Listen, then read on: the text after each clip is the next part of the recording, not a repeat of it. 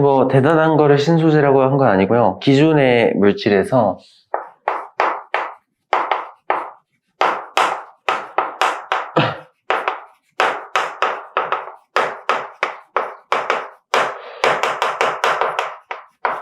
물리적 성질이란 거를 변화시켜가지고 좀 더 기능이나 성능을 향상시킨 상태로 개발한 친구들을 신소재라고 부릅니다. 여기서 이제 이렇게 변형시켜서 직접 개발한 것도 있고 아니면 새롭게 발견한 친구들도 존재를 합니다. 그래서 이거는 이제 막 딱 정해져 있는 거 아니고 시대별로 매번 달라요. 예를 들면 우리 그 구석기 시대 있잖아요. 그때는 이제 돌을 쓰다가 이후에 청동이란 거를 만들면서 청동기 시대로 넘어가잖아요. 그러면은 그 시대에는 청동이 신소재가 되는 거고 또 청동을 쓰다가 그때 이제 철을 발견을 합니다. 그래서 청동을 쓰던 사람들 입장에서는 철이 이제 새로운 신소재가 되니까 그걸로 이제 농기구들을 변경하면서 발전을 하는 이제 오늘날 우리가 사는 시대에는 어떤 애들을 신소재라고 하는지 배우는 단원이 되고요. 그래서 우리가 여기 물리적 성질이라고 써놨는데 요거 이제 우리 중2 때 배우는 물질의 특성을 물리적 성질이라고 부릅니다. 여기에 속하는 친구들은 뭐 녹는 점이라던가 어는 점, 뭐 밀도 또는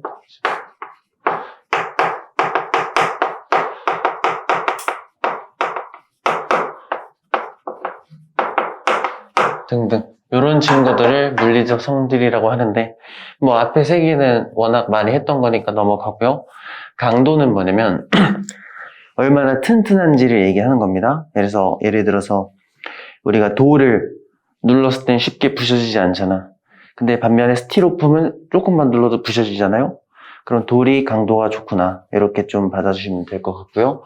전기 전도성이란 건 전기가 얼마나 잘 흐르는 정도 그런 거를 나타내는 물리적 성질이고요. 자성은 자석에 반응하냐 안 하냐 요거를 얘기합니다. 이런 애들을 물리적 성질이라고 하고 얘네들을 변형하거나 아니면 향상시켜서 만든 거 그런 거를 하나씩 따져볼 겁니다. 근데 여기 이제 잠깐 비교해서 요거랑은 좀 헷갈리시면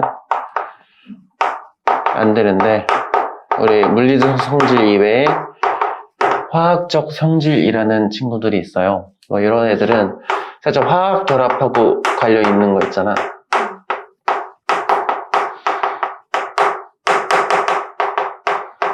뭐 얘네들 대표적으로 이제 물질에 닿았을 때 폭발하는 가연성이라던가 아니면 불이 붙는 걸 연소하는 걸 도와주는 조연성 아니면 이제 산소랑 반응해가지고 산화되는 거, 이제 부식성, 뭐 이런 거 얘기하는 건데, 이런 거는 물리적 성질은 아니고, 화학적 성질에 가까우니까, 그냥 참고 정도로만 알아두시면 좋을 것 같아요. 그래서 오늘날, 이제 이런 거는 교과서에 있는 건데, 뭐 신소재 종류 쭉 보시면, 사실, 휴대폰이 거의 신소재의 집합체라고 볼 수 있겠죠? 원래 막, 옛날에는 원래 핸드폰 화면에 유리 이런 거 썼었는데 요즘에는 뭐 강화 유리를 쓴다든지 그래서 좀 더 충격에 잘 견딜 수 있게끔 유리를 쓰다가 강화 유리로 바꿔서 사용한다 뭐 이런 거 있고요. 배드민턴 라켓이라고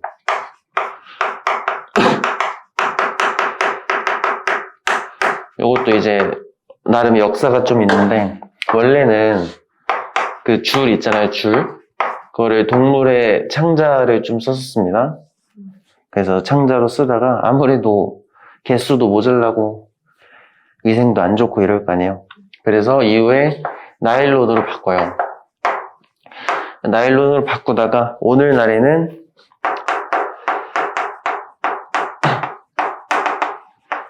이제 탄소 나노 섬유라는 걸로 바꿔주면서 뭐 탄성이라던가 아니면 무게 이런 거를 좀 더 가벼운 형태로 해결해서 사용하는구나. 뭐 강도도 훨씬 좋고요. 뭐 이런 게 이제 예시로 나오는 겁니다. 뭐 자주 나오는 것만 좀 볼게요. 그 다음에는 우리 전구입니다. 그리고 전구도 초창기에는 우리 스펙트럼 할 때 나왔던 백열등이라는 전구 있잖아요. 이거는 필라멘트를 가열해서 필라멘트가 뜨거워지면은 가시광선을 내뿜을 거 아니에요? 그 원리로 나타내는 게 백열등. 그 다음에는 이런 거는 들어본 적 있나? 형광등 뭔지 알아요? 알아? 들어봤어? 이제 이게 그 정도라고? 어쨌든 형광등이랑 좀 옛날에 그 기다란 그 하얀 색깔 전구 있잖아? 그게 이제 우리 그 자외선의 특징 중에 하나인데요. 그 유리에다가 형광물질을 발라놓으면 거기다 자외선을 쏘면은 가시광선이 튀어나와요. 그 원리를 이용했다고 보시면 됩니다. 그 다음에 형광등에서 넘어간 게 이제 오늘날 쓰고 있는 LED라는 전구가 되겠죠. 그래서 LED 같은 경우는 수명도 길고요. 효율이 형광등보다 훨씬 좋아가지고 이제 사용을 하고 있는 겁니다. 뭐 나머지 안경 테라던가 비닐 이런 거는 한번 보시면 좋을 것 같습니다. 그래서 이 다음에 나오는 게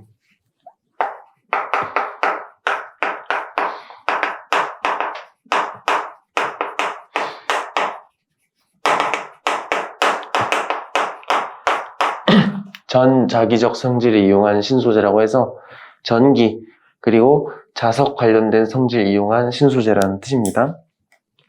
여기서 이제 가장 먼저 나오는 게 반도체라는 친구예요.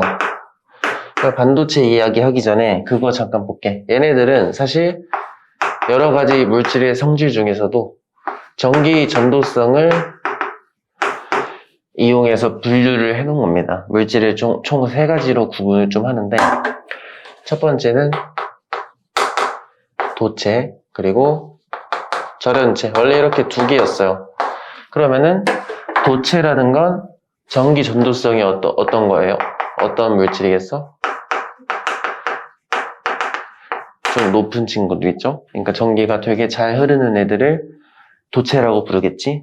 보통 대부분의 금속 친구들이 다 도체에 속하는 거고요. 거꾸로 절연체, 부도체라고도 부르는데 우리가 전기 전도성이 나빠가지고 전기가 잘 안 통하는 친구들, 뭐 유리, 나무, 고무 이런 거는 절연체 이렇게 가는 겁니다.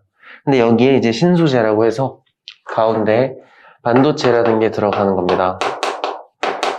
그래서 반도체 같은 경우는 도체보다는 전기 전도성이 안 좋은데 절연체보다는 좋아요. 그러면은 중간 정도 된다는 건데 얘가 왜 신소재로서 주요한 역할을 할 수 있었을까요? 얘는요, 그 전기 전도성을 조절을 할 수가 있어요. 그래서 선택을 할 수 있다는 겁니다. 전기가 통하고 싶게 할 때는 통하게 하고 끊고 싶을 때는 끊고 이런 거를 고를 수가 있는 게 장점이 됩니다. 얘 같은 경우는 그런 거 안 돼. 그냥 항상 전기가 잘 통하고요. 얘는 항상 안 흐르는 건데 이거는 그걸 선택을 할 수 있으니까 그 선택의 폭이 있으면은 활용하는데 훨씬 더 무궁무진하다. 그렇게 좀 봐주시면 좋겠습니다. 그래서 우리가 반도체의 종류 한 2가지 정도는 외워주셔야 되는데 보통 14족 원소들이 반도체에 속합니다. 14족이 뭐죠?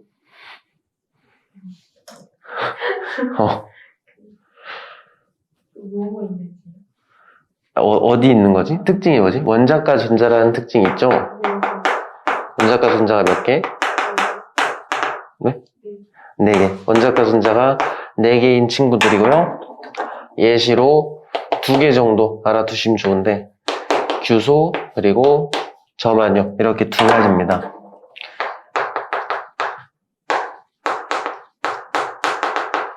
이렇게 그러니까 탄소도 있는데 탄소는 이 반도체로서는 잘 활용은 안 합니다.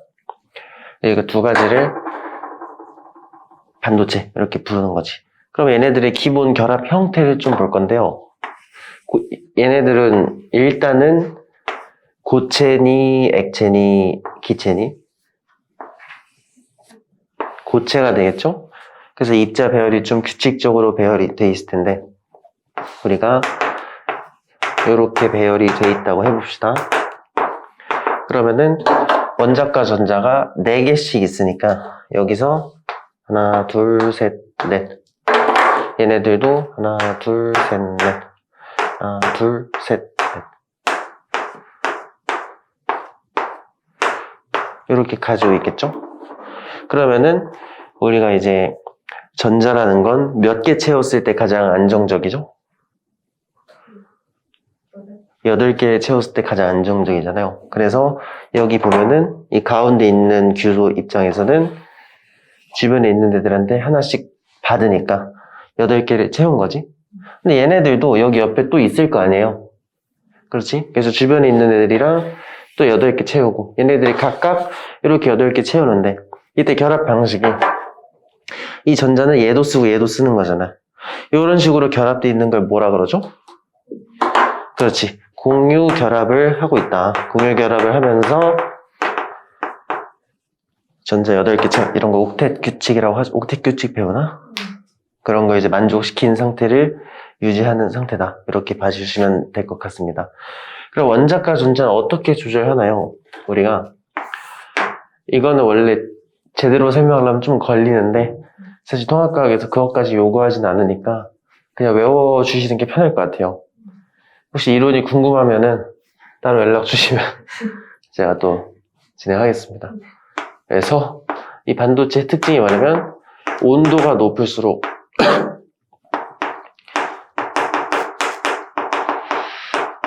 전기 전도성이 좋아지고요. 거꾸로 온도가 떨어지면 전기 전도성이 떨어지는 특징이 있습니다. 그래서 얘를 온도를 어느 정도 충족을 시켜주면은 마치 도체처럼 전기가 잘 흐르는 상태가 되는 거고 거꾸로 냉각을 해주면 전기 전도성이 안 좋아지니까 저런 전기를 끊어버릴 수 있다는 소리죠. 이런 식으로 선택을 하는구나. 이렇게 봐주시면 좋을 것 같습니다. 그래프로도 한번 그려보면은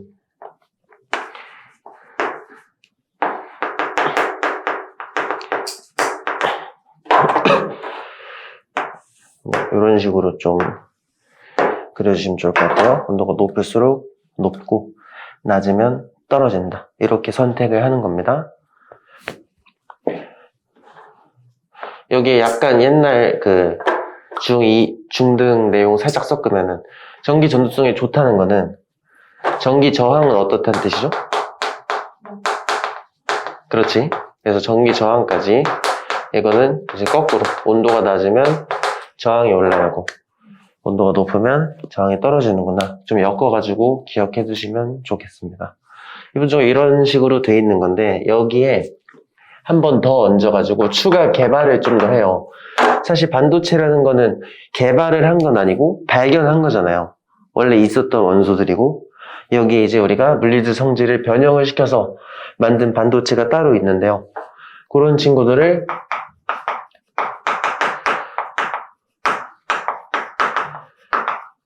불순물 반도체라고 부릅니다. 그래서 반도체에다가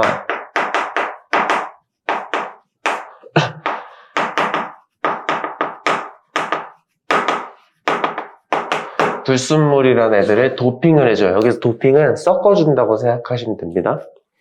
그래서 불순물을 도핑을 하는데 여기서 불순물이 막 진짜 이상한 걸 집어넣는 게 아니고요. 규소 입장에서는 자기 이외의 물질들은 전부 다 불순물이에요. 자기 말고 다른 걸 섞었다는 뜻입니다. 이걸 섞었더니 결과가 어땠냐면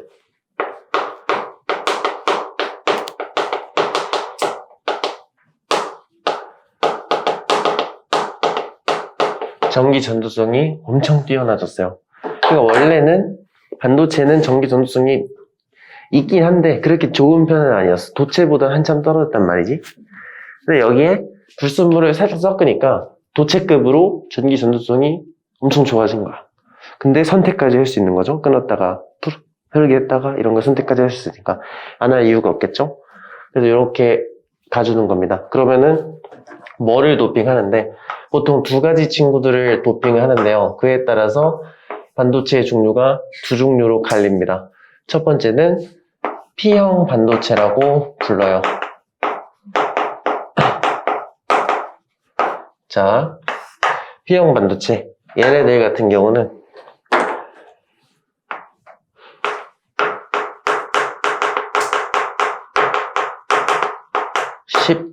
13족 원소들을 도핑을 하면은 P형 반도체라고 부릅니다.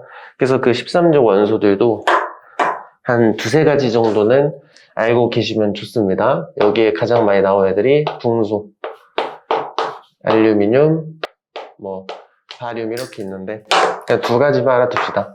붕소랑 알루미늄, 얘네들은 20번 안쪽에 속하니까요. 그럼 얘네들을 도핑하니까 어떤 일이 생기냐?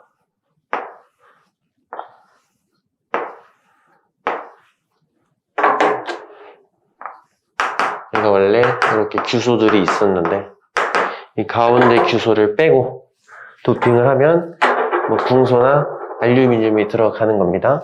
그럼 이제 전자 배치를 다시 한번 볼게요. 원래는 하나씩 주고받고 있었겠죠? 근데 이제 붕소 같은 경우 이런 애들은 원자과 전자가 몇 개지? 그렇죠. 원자과 전자가 3개가 된다. 그래서 붕소 주변에는 하나, 둘, 3개가 되는 겁니다. 그러면은 도핑 전과 후를 비교를 좀 해보세요. 원래 8개였잖아요. 근데 하고 나니까 7개로 줄어들었네. 그러면은 마치 전자 하나 잃어버린 거랑 똑같잖아요. 그럼 이렇게 전자 잃어버리면 플러스 취급하더라, 마이너스 취급하더라? 플러스 취급하죠. 그러니까 도핑을 하니까 여기에 플러스를 전자가 하나 빠져나가는 취급되면서 플러스 띄는 구멍이 하나 뚫려요. 이때 이 플러스를 띄는 구멍을 양공이라고 부릅니다. 그래서 이 양공을 강제로 만들면서 전기를 잘 흐르게 해준다. 이렇게 봐주시면 좋을 것 같아요. 딱 여기까지만. 이것보다 더 들어가면은 오히려 공부할 것만 늘어나니까 양공이 많을수록 전기가 잘 흐르는구나. 이렇게 생각해 주시면 좋을 것 같아요. 그래서 양공을 강제로 만드니까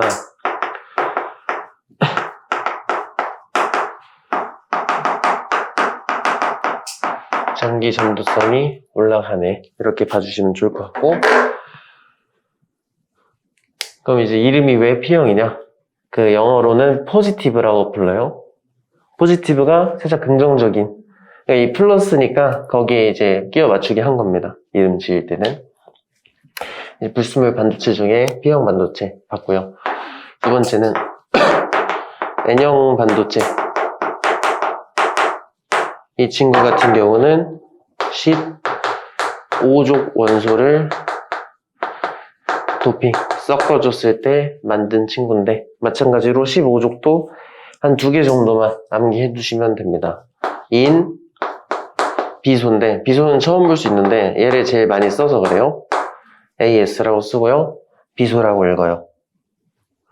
어쨌든 그래서 이런 애들을 도핑하는데 이런 애들을 원자과 전자가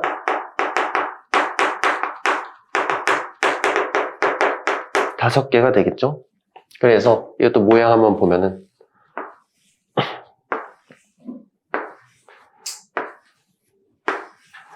원래 이쪽에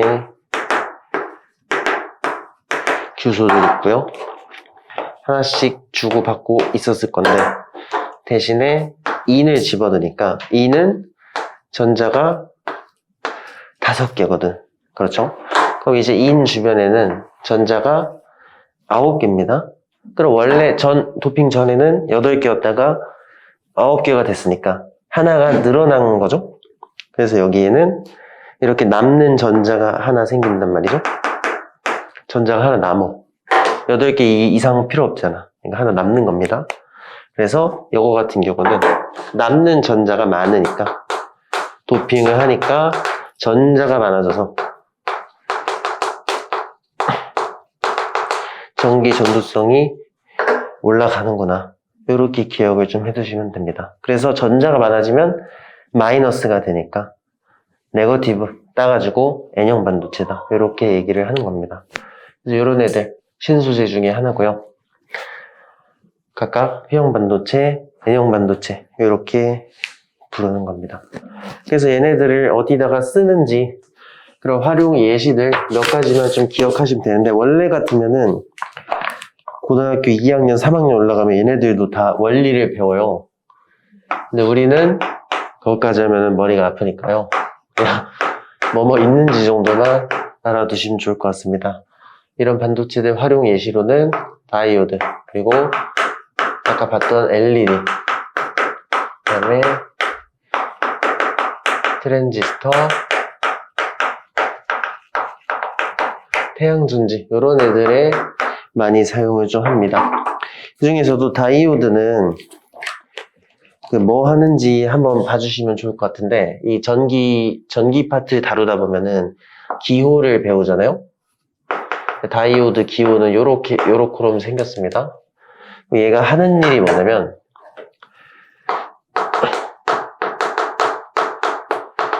정류작용이란 걸 해요. 그럼 정류작용이 뭐냐? 전기를 한 방향으로만 흘려주게 하는 겁니다. 예를 들어서 원래 같은 이런 일반적인 저항 있잖아요. 얘는 전기가 이쪽으로 가던 상관이 없죠. 근데 다이오드는 전기가 이쪽으로 가는 건 되는데 이쪽으로 가는 건 막아버려. 이렇게 한 방향으로만 전기가 흐르도록 통제하는 역할을 정류작용이라고 하고요. 그 일을 다이오드라는 친구가 해주는 겁니다. 근데 이 다이오드를 만들 때 반도체를 이용해서 만드는구나 정도만 기억해 두시면 좋겠습니다. 그다음 우리 아까 LED, 전구죠, 전구. 이것도 반도체들로 만드는구나 이렇게 봐주시면 될 것 같고요. 트랜지스터는 역할만 보면은 이제 살짝 증폭기 역할을 합니다. 그러니까 전기 신호가 약할 때가 있을 거 아니에요? 그 약해진 전기 신호를 다시 세게 바꿔주는 그런 역할이랑, 이제 데이터 처리할 때 정도 사용을 한다. 아마 안 나올 겁니다. 그 다음에 태양전지. 우리 햇빛 받아가지고 전기 만드는 태양광 패널 있잖아요. 그런 것도 반도체로 제작하는구나 정도만 알고 계시면 될 것 같아요. 넘어가도 될까? 그래서 원래 같으면 이제 57쪽에 다이오드 어떻게 만들어지고 이런 거 하는데, 이거 일단 넘어가고요. 이제 학교 선생님이 어떻게 하시든지 보고 이후에 다시 설명해 줄게요. 넘어가겠습니다. 그 다음으로 나오는 게 초전도체라는 친구입니다. 근데 우리가 지난 결과를 보면은 거의 5번 5년 동안 거의 얘가 시험 문제 항상 나왔었으니까 이걸 좀 위주로, 어차피 신소재라고 해봤자 중간고사에 나오면은 한 문제 나와요, 한 문제. 그래서 보통 근데 얘가 좀 차지했었습니다. 그만큼 비중이 제일 높은 친구여가지고, 물론 아닐 수도 있지만 거의 그랬다는 뜻입니다. 그래서 이걸 한번 공부해보자.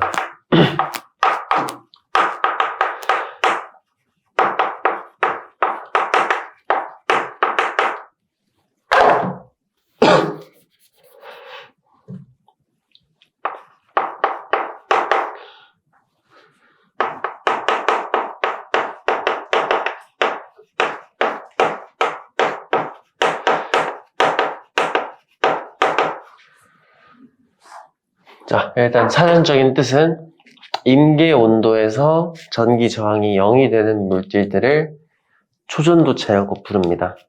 그러면은 임계 온도가 뭐냐? 우리가 이제 사실 임계 온도 말고도 임계라는 말이 여러 번 붙어요. 그럼 이거는 어떤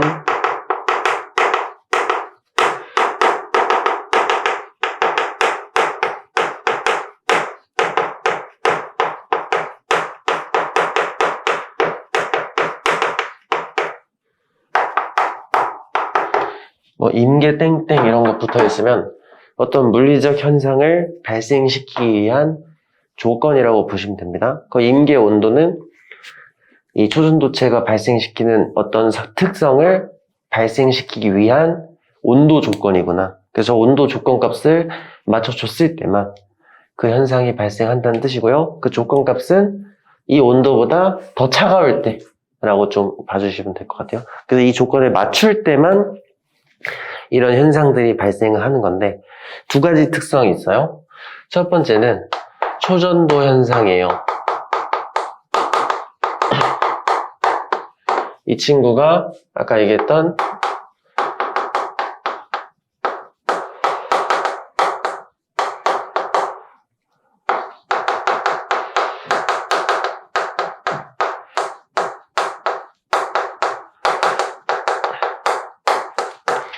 임계온도 이하에서 저항이 0이 돼버리는 현상을 초전도 현상이라 하고요.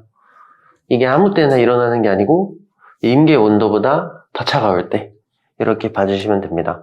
최초로 발견했던 사람은 오너스라는 과학자가 최초로 발견했는데 어떤 걸 발견했냐면 우리가 알고 있는 수은이라는 물질 있죠? 이 수은이 초전도체라는 거를 발견을 한 겁니다. 그럼 수은도 이 초전도 현상을 발현시키기 위한 온도 조건이 있겠죠? 그럼 수은의 임계 온도는 몇이냐면 참고 임계 온도는 TC라고 씁니다. 영어로 Critical Temperature예요. 그래서 4켈빈 이렇게 봐주시면 돼요. 오너스가 수은이 4켈빈 이하에서 초전도 현상이 발생했다는 것을 발견을 한 겁니다. 그래서 이거는 좀 자주 나오는 애라서 암기하셔도 좋을 것 같아요. 그럼 이게 차가운 거니 뜨거운 거니 지금 저 4켈빈이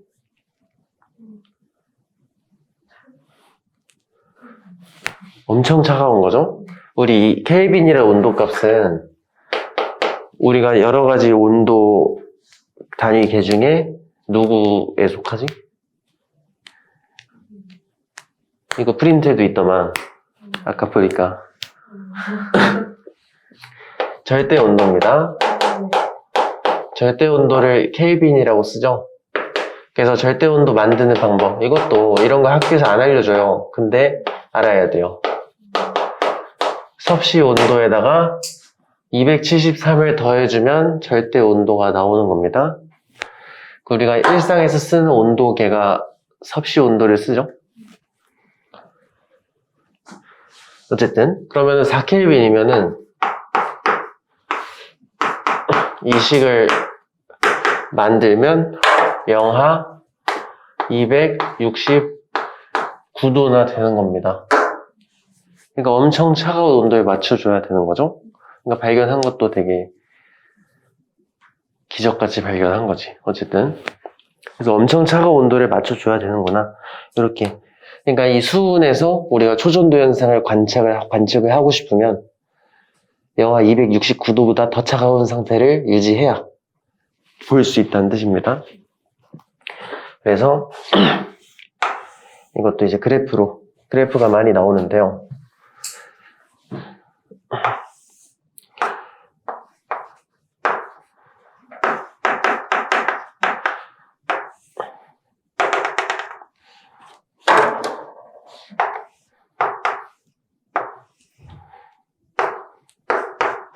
이렇게 지금 보면은 임계 온도보다 뜨거울 때는 온도가 임계 온도보다 높을 때는 그냥 일반적인 친구들처럼 저항값을 가져요. 근데 이것보다 차가워지는 순간 그냥 저항이 없어져 버린다. 이렇게 봐주시면 됩니다. 그래서 온도는 임계 온도보다 낮을 때 이거 되게 중요하니까 꼭 기억을 해두세요. 초전도체가 근데 하는 일이 하나가 더 있어요. 두 번째, 마이스너 효과입니다. 이것도 이름도 나는 헷갈릴 수 있다고 생각하는데 사실 잘 모르겠습니다. 또 마이너스랑 헷갈리시지 말고요. 사람 이름이에요. 이거는 사람 이름이에요. 마이스너라는 과학자가 발견을 해서 그 사람 이름을 붙여준 겁니다. 얘는 뭐냐면 똑같아. 이 조건 맞췄을 때 임계 온도 이하에서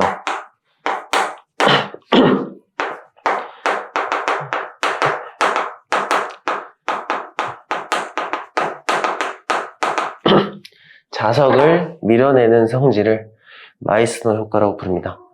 똑같이 온도 조건을 맞춰둔 상태에서만 관측을 할 수 있는 그런 현상이고요. 지금 보면은 이런 거야. 우리가 여기다 자석을 넣어요. 그럼 뭐 자석이 N극이 되겠죠? N극 아니면 S극이겠지? 그럼 여기에 이 초전도체를 올려놓으면은, 그리고 온도는 맞춰놨다고 봅시다. 엄청 차가운 온도를 맞춰놓으면은 초전도체가 자석을 밀면은, 자, 밀려면 얘 밑에가 N극이 돼야 밀 수 있어요? S극이 돼야 밀 수 있어요? N극이 돼야 밀겠죠? 그래서 이렇게 서로 미는데 그 미는 힘이 너무 강력해서 그냥 공중에 떠버려. 그 정도 공중부양을 할 정도로 세게 민다는 뜻입니다. 이런 현상을 마이스너 효과라고 부릅니다. 그럼 여기서 하나만 더. 만약에 이 상태에서 이것만 S극으로 바꾸면 어떻게 될까요? 붙을까? S극으로 바꿔도 밀어요. 그러니까 얘가 S로 바뀌면 얘도 아래쪽이 자동으로 S로 바뀌어. 그러니까 항상 밀기만 하는구나. 이렇게 기억해 두시면 돼요. 이런 거를 마이스너 효과라고 부릅니다. 굉장히 중요한 거고 실제 빈도도 제일 높고요. 공통 두 가지 특징, 전기 저항 0, 그리고 자석을 밀어서 공중에 뜨는 현상. 근데 둘 다 온도 값을 맞춰줘야 된다. 둘 다 이하. 온도는 조건 값은 똑같으니까 뭐 헷갈리시지 않을 거라고 믿겠습니다.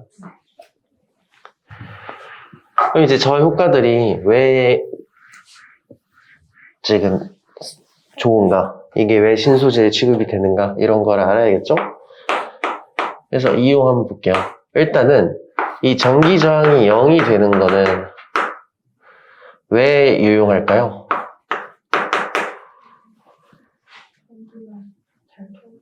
그렇죠.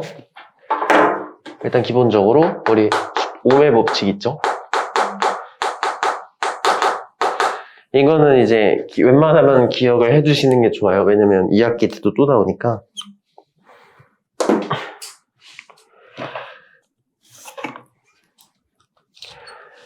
그러니까 전류는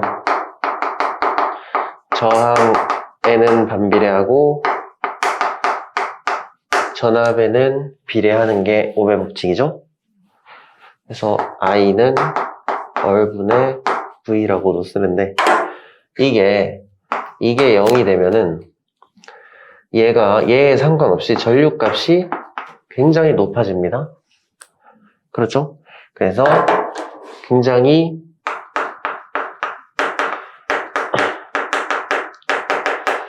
강한 전류를 발생시킬 수 있다. 이런 장점이 있겠죠. 두 번째로는 강한 전류를 발생을 시키잖아요. 그러면 강한 자기장을 발생시킬 수 있어요. 우리 이것도 중학교 때 배우죠? 전류가 흐르면 그 주변에 자기장이 만들어지잖아. 그런 것처럼 초전도체 이용해서 전선을 만들면 그 주변에 강력한 자기장이 발생하겠죠. 그거 이제 또 활용을 할 수가 있는 거지. 그래서 이런 거 활용하는 예시가 우리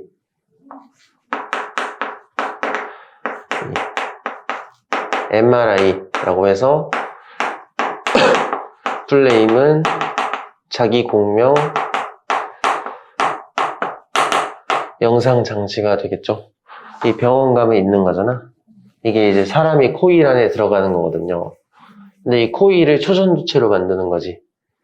그러면 이 코일에 굉장히 강력한 전류가 흐르겠죠? 그러면 굉장히 강한 자기장이 만들어지니까 사람 몸 안에 자기장을 통과시켜서 그 의료 영상을 찍어내는 겁니다. 그래가지고 근데 이거 하려면은 조건이 있어야 되잖아. 무슨 조건? 온도를 차갑게 해줘야 되잖아요. 근데 이제 굉장히 차가운 온도가 필요하니까 그 온도를 유지하려면 돈이 많이 들어요. 그래서 이거 한번 찍는데 돈이 많이 들어갑니다. 그 다음에 뭐 핵융합 장치. 우리가 이제 핵융합을 배웠잖아요.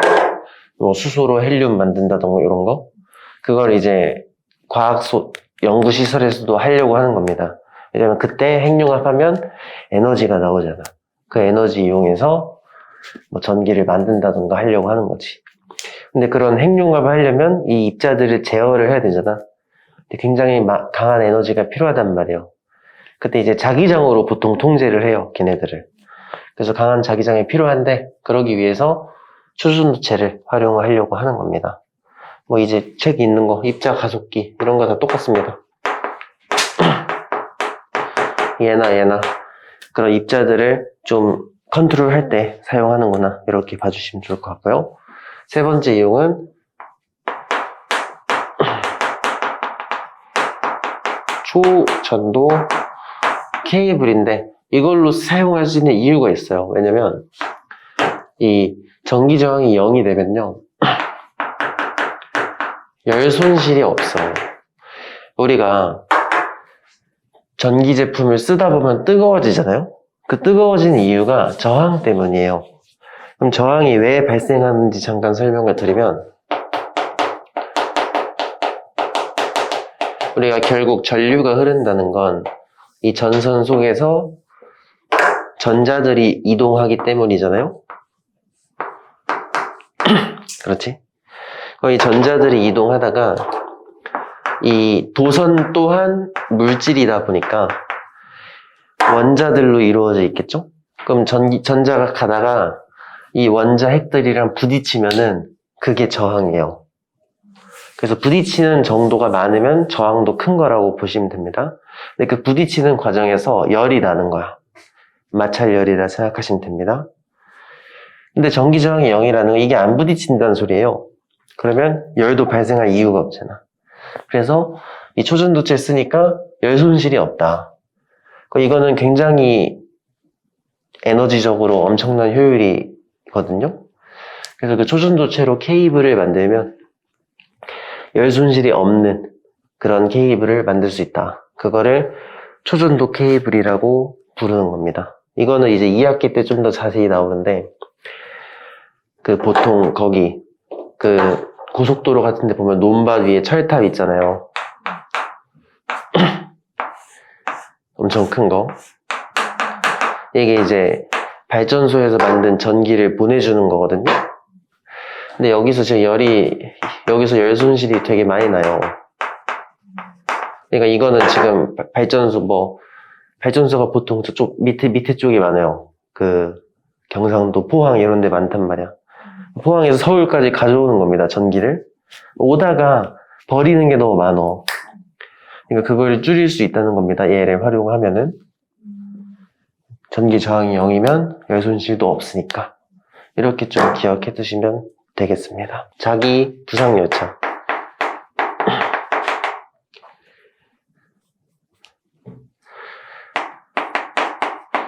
타봤니? 이거 좀 쉽게 탈 수 있지 않나, 이제? 아닌가? 대전감에 있는데. 이제 공중에 떠서 가는 기차잖아요. 그럼 공중에 떠서 가려면 그 무거운 기차에 들어야 되잖아. 그럼 이걸 이용하는 거야. 초전도체로 열차를 바닥에 초전도체 깔아놔가지고, 전기도 굉장히 많이 필요하겠죠, 당연히. 그래서 그 전류를 기차 아래쪽에 이렇게 이제 초전도체를 만든 코일을 이렇게 깔아놓으면은 전기가 흐르면서 어마어마한 자기장을 만들어내겠죠? 이때 이 기차 길도 자석이란 말이에요. 그러니까 엄청난 자기장을 만들면서 동시에 마이스너 효과까지 겹쳐서 기차가 뜬 상태로 전진하는 그런 열차를 자기 부상 열차라고 하는데, 그러니까 초전도체를 이용해서 만들어야 된다는 뜻입니다. 이걸 하는 이유는 똑같아. 마찰을 줄이면 그만큼 효율이 좋으니까. 바닥에 떠서 가면은 마찰이 없겠죠? 그걸 이용하는 장치인데, 이때 초전도체를 사용하는구나, 이렇게 봐주시면 됩니다. 궁금한 거 있나요? 그렇지. 그래서 상용화를 못하고 있어요. 그걸 이제 연구를 하고 있는 거예요. 그래서 현재 단계가 어떠냐면,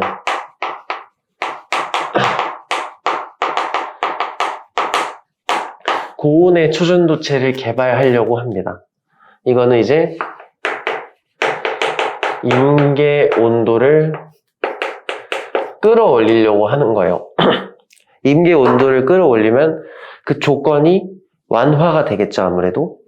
그래서 예를 들어 지금 최초로 수온이 4켈빈이었는데 임계 온도가 4켈빈인 거 말고 한 100켈빈까지 올리면은 사실 이것도 좀 부족하긴 합니다. 이거 이제 각각 우리가 좀 직관적으로 보려면 섭씨 온도가 편하니까 이게 269도였고요. 이거는 영하 173도 정도 되겠죠? 그럼 얼마나 완화되냐? 원래는 269도보다 더 차가워야 가능한 건데 이제는 영하 173도만 보다 차갑게만 맞춰주면 가능하다. 이런 식으로 점점 임계 온도를 끌어올려가지고 상용화하려고 노력 중입니다. 현재 단계가 이 정도 되는데 이것도 사실 어려워. 173도 맞추는 것도 상용화 못한 이유가 이제 결국에는 이런 사업을 하려면 돈이 있어야 돼요, 돈이. 근데 이 온도를 맞추는데 돈이 더 많이 드니까 못하고 있는 겁니다. 그래서 이것도 이제 대전 정도에서만 시범 운행하는 거고요. 뭐 어쨌든. 그래서 이런 거를 고온의 초전도체라고 부릅니다. 이게 온도라는 게 또 뭐 고온이라고 하니까 막 영하 막 100도 막 이럴 것 같지만 온도는 상대적인 거기 때문에 얘보다는 뜨겁잖아요. 그래서 고온의 초전도체를 부르는 겁니다. 물론 이거 우리 기준에서 엄청 차가운 거지, 이것도. 얘랑 비교를 해줘야 된다. 마지막은 이제 액정인데요. 이게 이제 우리 핸드폰 액정 그거 맞습니다. 그래서 리퀴드 크리스탈이라고 불러요. 이 액정은 뭐냐면 고체와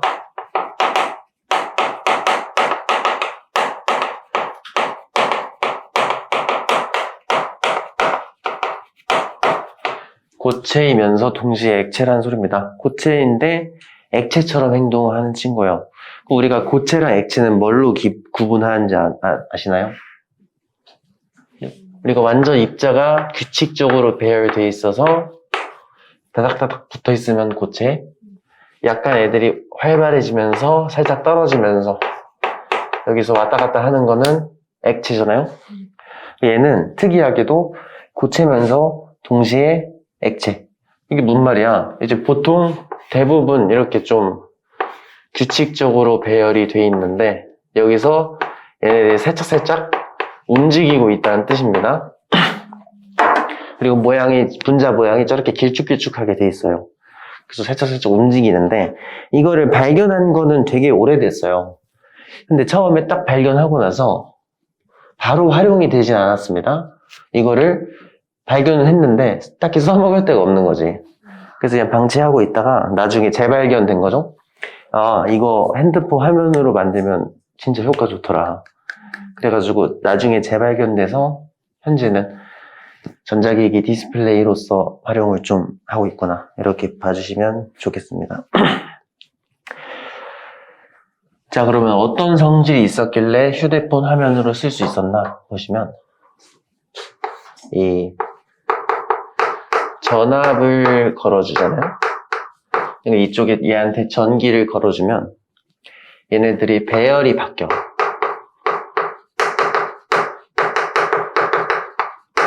자, 전압이 걸어주면 배열이 바뀌는데 이걸 이용해서 핸드폰 화면으로 만들었다는 건데 사실 굉장히 복잡합니다. 이거를 짧게나마 원리 그래도 진짜 짧게 한번 설명해 볼게요. 우리가 이 빛이라는 게 파동이잖아요.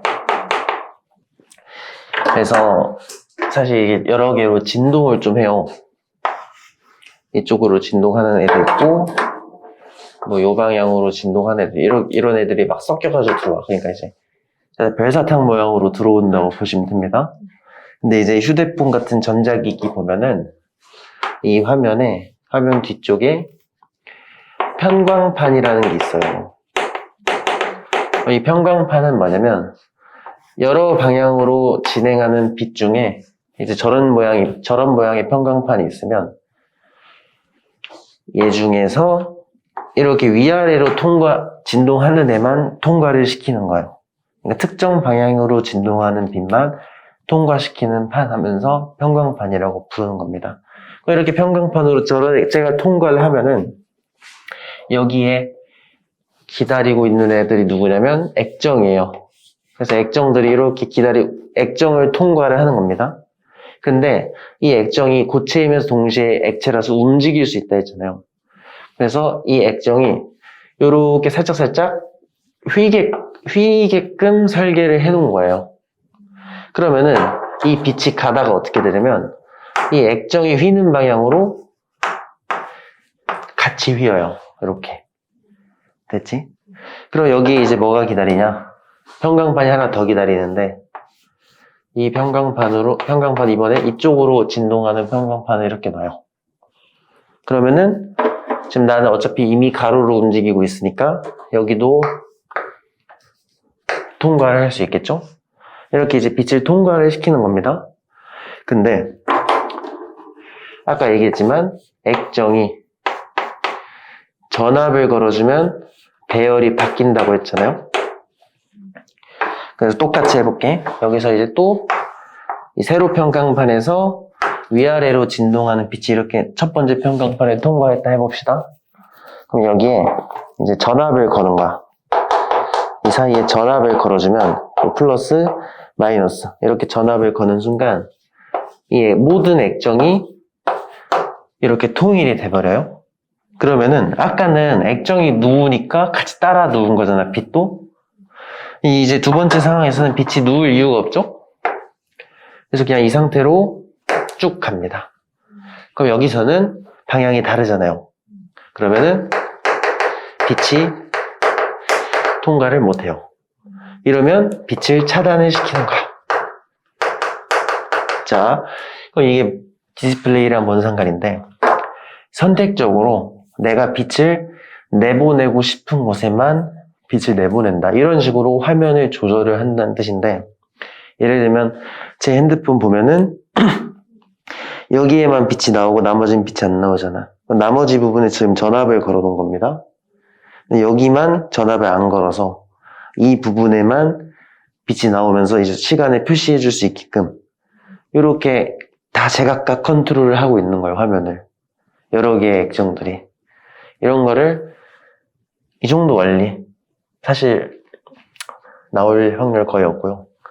그냥 배열을 조절해서 디스플레이로서 활용을 하는구나. 이렇게 봐주시면 좋겠습니다. 괜찮나요? 그래서 이제 이 디스플레이 이름, 그래서 이거를 LCD라고 불러요. 아까 액정을 영어로 리퀴드 크리스탈이라고 한다 했죠? 그래서 LC가 액정이라는 뜻이고요. D는 디스플레이입니다. 그래서 이제 이거는 액정. 액정으로 만든 디스플레이다 해가지고 액정 디스플레이를 하고 아까도 말했지만 대부분의 전자제품에서 현재 사용하고 있다. 뭐 컴퓨터라던가 모니터, 아니면 TV 모니터, 휴대폰 화면, 뭐 시계 뭐 이런 거 있잖아. 애플워치 이런 거. 그런 거에 사용을 하고 있다. 그 다음에 이 책에 있는 건데 사실 이 액정 디스플레이도 지금 시대에서는 옛날 방식이에요. 참고로 요즘에는 이 OLED라는 이제 LED를 좀 더 발전시킨 신소재가 있는데 그냥 참고 정도로만 알아두시면 좋을 것 같아요. 이거는